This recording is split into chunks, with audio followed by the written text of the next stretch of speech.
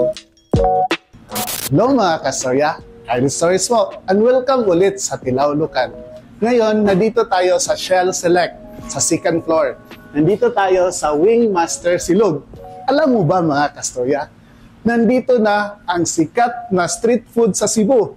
Ito ay tinatawag na guyong. Tikman natin ito ngayon. Samahan nyo kami. Mga kastorya, hindi nyo na kailangang pumunta pa ng Sugbo para matikman ang isa sa pinakasikat na street food nila.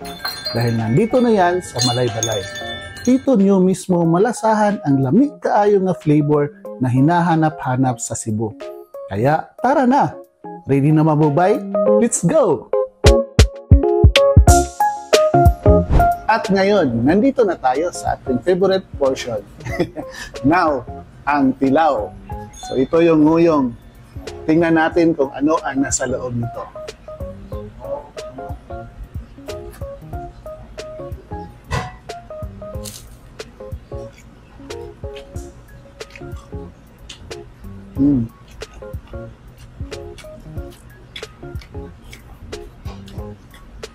Crispy at saka napakasarap. Makikita natin, ito ay ubod ng lubi. Ang ubod ng lubi ay ubod ng sarap.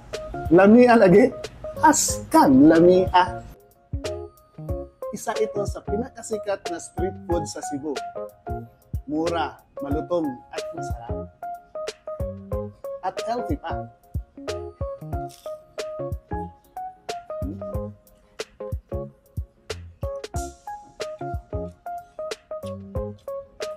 Hindi na kailangan pumunta pa sa Cebu dahil nandito na sa Malaybalay.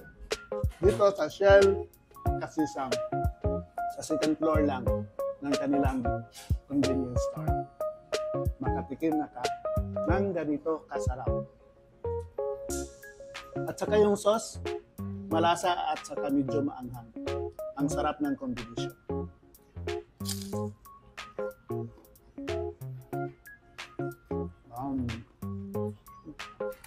At syempre mga kastorya, ang pares ng ating nguyong, ang healthy at ang masarap na fruit shake from Frutas. Ito ay carrot shake.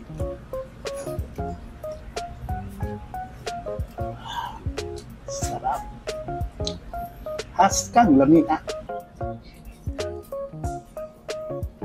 So mga kastorya, ang nguyong, simple lang no?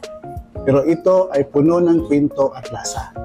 Inspired para ito sa Chinese nguyang. Pero sa Sugbo, sa Cebu, ginawa itong pangmasa. Kaya ngayon, ito ay sikat. At syempre, haskang lamia. Yun na mga kastorya. Ang sarap talaga ng lutong lokal. Dito lang yan sa Kylie Stories, #IlawLokal. Ilaw Lokal.